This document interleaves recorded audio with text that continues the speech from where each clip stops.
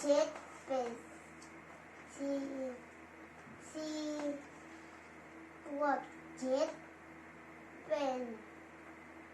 11บวก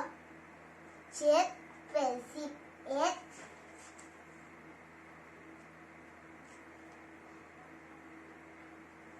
เขาใส่ก่อนเนี่ย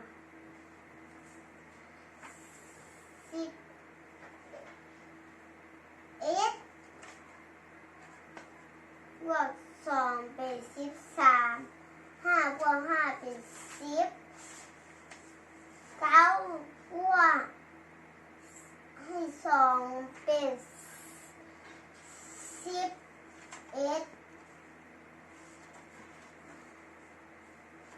7บวกให้3เป็น10พอลงเป็น7บวก3กับ10 4บวกให้3เป็น7 10บวก5เป็น15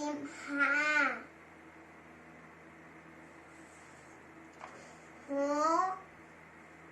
บวก5เป็น11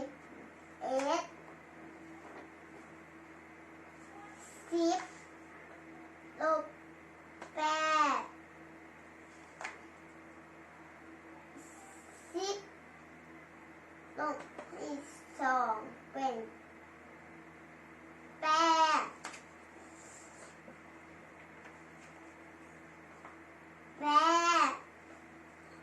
ลบให้5เป็น3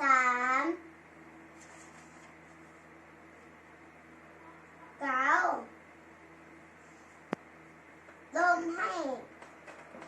6เหลือ3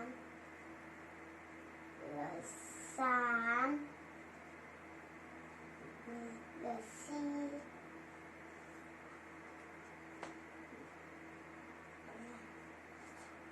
4บวก4ลบ4เป็น0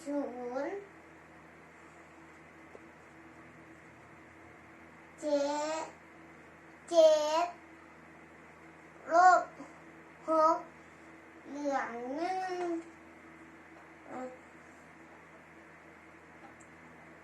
7